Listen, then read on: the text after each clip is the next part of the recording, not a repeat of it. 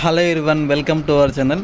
So మనం చాలా సక్సెస్ఫుల్గా మనం గ్రూప్ 1 అనేది కంప్లీట్ చేసుకున్నాం. గ్రూప్ 1 మెంటర్షిప్ నేను 50 రూపాయలతోనే ఇచ్చిన, జస్ట్ 17 డేసే ఇచ్చిన. బట్ 89 క్వశ్చన్స్ అనేది మన దాంట్లోకి వెళ్ళి వచ్చినాయి. 22 క్వశ్చన్స్ వచ్చేసి డైరెక్ట్ మనం ఏమైతే లైన్ పెట్టినామో థీమ్ లైను, ఆ థీమ్ లైన్ నుండి వచ్చినాయి. For example India AI mission కానీ, అదేవిధంగా మనం నెక్స్ట్ చూసుకుంటే మనకు ఇండియా సౌత్ ఆఫ్రికా తక్సిల్ అది ఎక్సైజ్ కానీ, ఇట్లా 22 క్వశ్చన్స్ డైరెక్ట్ అదే స్టేట్మెంట్లోకి వెళ్ళి 22 క్వశ్చన్స్ వచ్చినాయి. ఓవరాల్గా మా థీమ్స్ నుంచి 89 క్వశ్చన్స్ వచ్చినాయి. మొత్తం మనం ఇచ్చింది ఎన్ని థీమ్స్? 600 థీమ్స్. 600 థీమ్స్లో ఆల్మోస్ట్ ఒక 6 థీమ్లకు ఒక క్వశ్చన్, ఒక 6 టాపిక్స్కి ఒక క్వశ్చన్ మన దాంట్లోకి వెళ్ళి వచ్చింది. అంత యాక్యురేట్గా జస్ట్ 50 రూపాయలకు మాత్రమే మనం ఇచ్చినాం. సో అది మన యొక్క కెపాసిటీ. ఇంకా ఎవరికైనా కావాలంటే టీఎస్ మూవ్మెంట్ ఉంది మన దగ్గర, మెంటర్షిప్ పీడిఎఫ్ అన్నీ ఒకేసారి ఉంటుంది. సోషియాలజీ ఉంది, అదేవిధంగా మనకు టీఎస్ హిస్టరీ ఉంది. అదేవిధంగా గ్రూప్ 1 ప్రిలిమ్స్కి పెట్టిన మెంటర్షిప్ అది గ్రూప్ 2కు పేపర్ 1కు ఉపయోగపడుతుంది. ఇంగ్లీష్ రీజనింగ్ ఉంటుంది. ఎవరికైనా కావాలనుకుంటే కింద టెలిగ్రామ్ ఛానల్ ఉంటుంది, దాంట్లో జాయిన్ కండి. ఈవినింగ్ 6 PM నేను అది ఆఫర్ అనేది పెడతా, అప్పుడు తీసుకోండి. ఆల్ సబ్జెక్ట్స్ చాలా తక్కువ అమౌంట్కి వస్తే 6 PM ఆఫర్ పెడతా, అప్పుడు తీసుకోండి. సో కింద ఖచ్చితంగా టెలిగ్రామ్ గ్రూప్లో జాయిన్ కావాలి. 6 PM ఒక క్యూఆర్ కోడ్ అనేది ఒకటి స్కానర్ పెడతా, దానికి ఫోన్పే కానీ, గూగుల్ పే కానీ, పేటిఎం కానీ చేసి ఆ స్క్రీన్ షాట్ టెలిగ్రామ్లో ఓనర్ దగ్గర PSR ఉంటుంది, ఆయనకు పంపిస్తే సరిపోతుంది. మీకు వెంటనే PDFs అన్ని పంపిస్తా. 6 PM గుర్తుపెట్టుకోండి. సో గ్రూప్ 2లో జాబ్ రావాలంటే ఈ పేపర్ కీలకం. ఏ పేపర్ కీలకం? పేపర్ 1 అనేది కీలకం, అది అందరికీ తెలుసు. బట్ పేపర్ 1లో హైయెస్ట్ స్కోర్ ఎట్లా తెచ్చుకోవాలి చూద్దాం. ఎక్కువ చదవద్దు పేపర్ 1. మనకు కావాల్సింది ఏంటంటే ప్రతి పేపర్లో ఒక 110 మార్క్స్ సాధిస్తే చాలు, ఖచ్చితంగా జాబ్ అని వస్తుంది. ప్రస్తుతం ఉన్న ట్రెండ్స్కి ప్రతి పేపర్లో 110 మార్కులు తెచ్చుకుంటే 440+ మార్క్స్ అయితే ఖచ్చితంగా జాబ్ అనేది వస్తుంది 440 మార్క్స్కి. సో మనం పేపర్ 1 ఏం చేయాలనేది చూద్దాం. పేపర్ 1 అనేది చాలా చాలా కీలకం. ఫస్ట్ మనం రాసేది అయితే మన సైకలాజికల్ కూడా అడ్వాంటేజ్ అవుతుంది. ఎందుకంటే పేపర్ 1 మనం ఫస్ట్ మంచిగా రాసినామంటే ఆటోమేటిక్గా ఆ సైకలాజికల్ ఎఫెక్ట్ పేపర్ 2 పడితే, నెక్స్ట్ పేపర్ 3, పేపర్ 4 ఇట్లా పడితే అదొక అడ్వాంటేజ్. పేపర్ 1లో కనుక మనం ఒక 5 మార్కుల నుంచి 10 మార్కుల వరకు ఎడ్జ్ వచ్చిందనుకోండి, పేపర్ 1లోనే మనకు ఒక 5 నుంచి 10 మార్కులు ఎడ్జ్ వచ్చిందనుకోండి, మన ర్యాంక్ టాప్కి వెళ్ళిపోతుంది. ఎందుకంటే ఒక్క మార్కులనే చాలామంది ఉంటారు, 100 మంది ఉంటారు, 1000 మంది ఉంటారు. అదే మనకు 10 మార్కుల డిఫరెన్స్ అనుకోండి, 5 నుంచి 10 మార్కులు, 1000 మందిని దాటుకొని మనం టాప్కి వెళ్ళిపోతాం మన ర్యాంక్ అనేది. కాబట్టి పేపర్ 1లో మనం అడ్వాంటేజ్ తీసుకొని ఒక 5 నుంచి 10 మార్కులు ఎక్కువ తెచ్చుకోవాలని ట్రై చేయాలి. నెక్స్ట్, ఎక్కువ మంది ఈ పేపర్ 1 నెగ్లెక్ట్ చేస్తారు. మీరు కావాలంటే ఇవ్వండి స్టడీ హాల్లో కానీ, లైబ్రరీలో కానీ ఎవరు చూడండి, ఎకానమీ కానీ, టీఎస్ మూవ్మెంట్, సోషల్, పాలిటీ ఇవే పట్టుకుంటారు. కానీ పేపర్ పట్టుకొని ఎవరిని చూడరు. మ్యాక్సిమం 99% పట్టుకొని ఎవరు ఉండరు. సో ఎక్కువ మంది నెగ్లెక్ట్ చేస్తారు. మనం ఇక్కడ ఫోకస్ చేయాల్సి ఉంటుంది. దీంట్లో 5 నుంచి 10 మార్కులు అందరికంటే ఎక్కువ తెచ్చుకోవాలి, ఎడ్జ్ వస్తుంది మనకు. నెక్స్ట్, ఈ పేపర్ 1లో మనం మెయిన్గా ఫోకస్ చేయాల్సిన సబ్జెక్ట్స్ 4 ఉన్నాయి. ఆ 4 ఒకటి ఏంటంటే మనకు రీసెంట్గా గ్రూప్ 1 వచ్చింది. గ్రూప్ 1లో 25 క్వశ్చన్స్ ఓన్లీ రీజనింగ్ నుండి వచ్చినాయి. So reasoning, English, current affairs, Geography, దీనికి సంబంధించి చెప్తున్నాండి. రీజనింగ్ అనేది మనం యావరేజ్గా 25 క్వశ్చన్స్ కంపల్సరీ వస్తాయి. 25 అట్లీస్ట్ మనం 22 క్వశ్చన్స్ వరకు ఖచ్చితంగా మనకు తెలిసిన వచ్చేటట్టు చూసుకోవాలి. 22 వరకు అంటే దీనికి సంబంధించి నేనైతే సజెస్ట్ చేస్తాను, అది మీ ఇష్టం, మీరు తీసుకోకపోండి.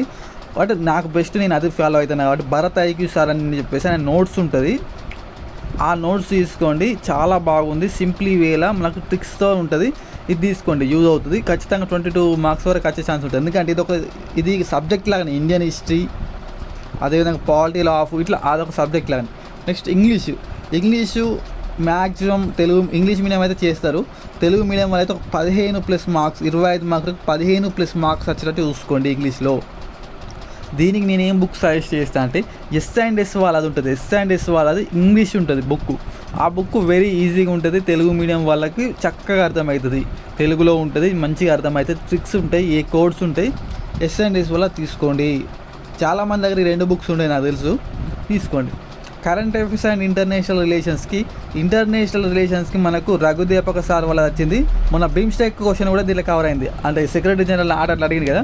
సో ఆ బిమ్స్టెక్ క్వశ్చన్ కూడా ఈ ఇంటర్నేషనల్ రిలేషన్స్లో కవర్ అయింది. జస్ట్ 120 పేజెస్ ఉన్నది, ఇది తీసుకోండి. కరెంట్ అఫైర్స్కి నేను ఆల్రెడీ ఫస్ట్ చెప్తున్నాను, shine India magazine is the best magazine అని చెప్పి మొన్న 29 క్వశ్చన్స్ కవర్ చేసింది.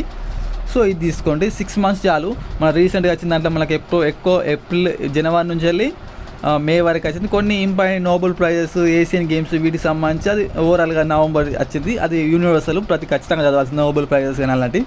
సో లాస్ట్ 6 నెలలు చదవాలి. అంటే మనకు ఆగస్టులో ఎగ్జామ్ అంటే జూలై 15 వరకు చదవాలి.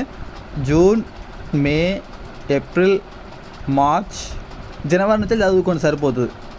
దీంతోపాటు కరెంట్ అఫైర్స్ని మనకు జూలై ఫస్ట్ వీక్లో తెలంగాణ బడ్జెట్ వస్తుంది, ఈ మంత్ లాస్ట్ వీక్లో ఇండియన్ బడ్జెట్ వస్తుంది. ఈ రెండు చదువుకోవాల్సి ఉంటుంది ఖచ్చితంగా. అదేవిధంగా మనకు ఈ కరెంట్ అఫైర్స్లో మనకు తెలంగాణ గవర్నమెంట్ కొత్తగా ప్రవేశపెట్టిన పథకాలు ఉన్నాయి కదా, స్కీమ్స్, అవి చదువుకోవాలి. ఒక 2-3 మార్కులు వస్తాయి మనకి ఇక్కడ ఎడ్జ్. జియోగ్రఫీ ఆఫ్ తెలంగాణ తెలిసే కదా, ఖచ్చితంగా ఒకటి వచ్చేది ఫిజికల్ ఫీచర్స్ ఆఫ్ తెలంగాణ వస్తుంది.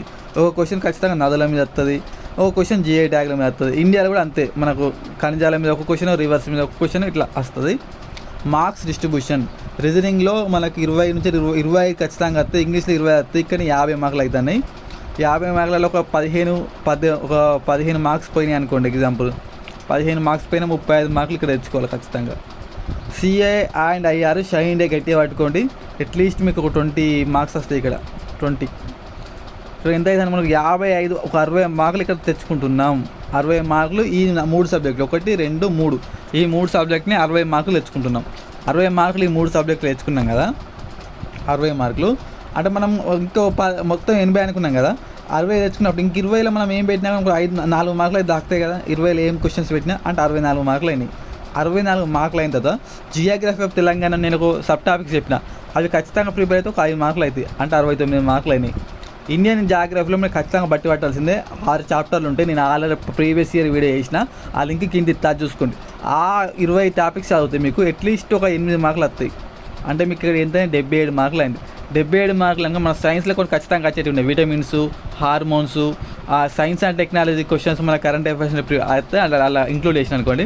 హార్మోన్స్, విటమిన్స్, కొన్ని కాంతి, లైట్, ఇట్లా మినిమేటర్, ఇలాంటి అన్నీ కొన్ని నేర్చుకుంటే అదొక 4 మార్కులు వస్తాయి. 77 + 81 మార్కులు వచ్చినాయి. మనం ఆల్రెడీ పేపర్ 2లో పాలిటీ, సోషల్ ఇష్యూస్ ఇవి చదువుతున్నాం. అవన్నీ ఇక్కడ ఇంక్లూడ్ అవుతాయి. తెలంగాణ కల్చర్ అవన్నీ కలిపితే ఒక 10 మార్కులు వస్తాయి. 90 మార్కులు. 90 మార్కులు ఇంకా 60 మార్కులు ఉంటాయి. 60 మార్కులలో మీరు ఏం పెట్టినా కానీ అట్లీస్ట్ ఒక 15 మార్కులు దాటాయి. 15 మార్కులు దాటాయి అంటే 105+ కంటే ఎక్కువ మార్కులే వస్తాయి తప్ప తక్కువ మార్కులు అనేది రాదు. సో ఎంత తక్కువ ఉన్నది, జస్ట్ మనం చదివింది ఏం సబ్జెక్ట్, జస్ట్ 4 సబ్జెక్ట్స్.